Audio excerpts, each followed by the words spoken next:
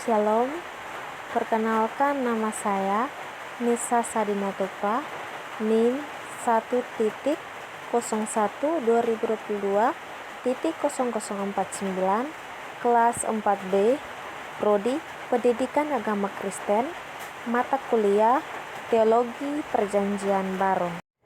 Video kali ini kita akan membahas tentang mujizat-mujizat dari tanah Mesir hingga Kanaan.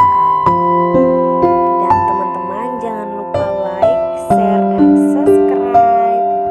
Selamat mengikuti video ini teman-teman. Mujizat yang pertama yaitu adakan berbagai tulah kepada negeri Mesir demi membebaskan bangsa Israel yang dikenal dengan nama 10 tulah di Mesir. Jadi sebelum meninggalkan Mesir, Tuhan mengirim 10 tulah kepada bangsa Mesir sebagai tanda kekuatannya dan untuk memaksa Firaun melepaskan bangsa Israel dari perbudakannya. 10 tulah yang dimaksud yaitu air menjadi darah, katak, nyamuk, lalat pikat, penyakit sambar pada ternak, bara, hujan es, belalang, gelap gulita selama 3 hari. Yang terakhir adalah kematian anak sulung. Mujizat yang kedua adalah memisahkan Laut Merah. Ketika bangsa Israel berada di tepi Laut Merah dan dipelangi oleh pasukan Firaun, Tuhan membuka jalan di tengah laut sehingga bangsa Israel dapat melintas dengan selamat. Kemudian setelah bangsa Israel melewati, Tuhan mengelamkan pasukan Firaun yang mengajar mereka.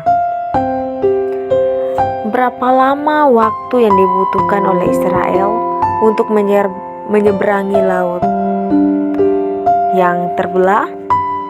Mereka berjalan dalam waktu 4 jam untuk menyeberangi laut kering yang membentang sepanjang 3 hingga 4 km dan lebar 5 km. Mujizat yang ketiga adalah makanan dari langit.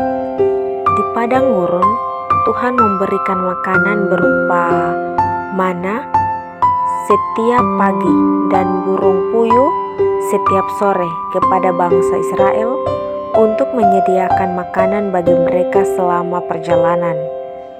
Ketika bangsa Israel bersungut-sungut oleh karena persediaan makanan dan air mereka sudah habis, oleh karena itu Tuhan menjawab doa Musa dan mengirimkan mana dan burung puyuh. Mana adalah seperti roti yang berbentuk dari embun. Mana ini muncul di pagi hari, sementara burung puyuh dikirim oleh Tuhan setiap sore oleh angin yang kencang. Yang berikut, air dari batu. Ketika bangsa Israel kehausan di padang gurun, Tuhan menyuruh Musa untuk memukul sebuah batu sehingga air mengalir keluar dari dalamnya, menyediakan air minum bagi ribuan orang. Narasi di kitab Keluaran menyatakan bahwa karena kehausan orang-orang Israel mengeluh terhadap Musa, sehingga Musa takut dibunuh. Naik banding kepada Yahweh, narasi berlanjur dengan Yahweh menyuruh Musa untuk berjalan di depan orang-orang dan memukul batu di Horeb dengan tongkatnya, dan tak kalah Musa melakukan hal tersebut. Dan yang berikut, penampilan kolom awan dan kolom api. Tuhan menunjukkan kehadirannya kepada bangsa Israel dalam bentuk kolom awan pada siang hari dan kolom api pada malam hari yang membimbing mereka selama perjalanan. Tiang awan ini dan tiang api berfungsi sebagai menuntun perjalanan mereka. Tiang tersebut menuntut bangsa Israel ke tempat yang sama sekali belum pernah mereka lalui. Tiang itu ada di depan mereka setiap saat. Bangsa Israel harus tetap mengacu pada keberadaan dan tuntutan awan tersebut. Yang berikut adalah pemberian hukum di Gunung Sinai. Di Gunung Sinai, Tuhan memberikan hukum Taurat kepada bangsa Israel melalui Nabi Musa sebagai pedoman bagi mereka. Di Gunung Sinai, Musa turun dari Gunung Sinai dan melihat orang-orang Israel sedang menyembah anak lembu emas itu. Dia sangat kecewa. Orang-orang itu tidak siap untuk mematuhi hukum dan perintah-perintah yang telah tuliskan. Musa memecahkan loh-loh batu itu dan menghancurkan anak lembu emas tersebut.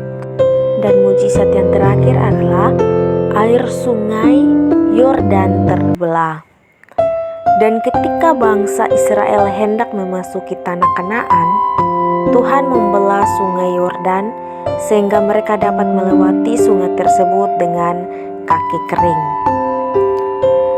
Kali ini Allah menyuruh para imam berangkat tabut Tuhan lebih dulu, dengan imam menginjak kakinya ke dalam air sungai yang waktu itu sedang meluap dengan keras.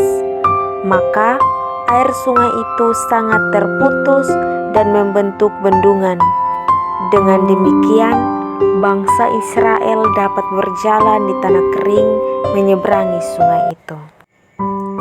Baik, sekian dan terima kasih. Tuhan Yesus memberkati. Shalom.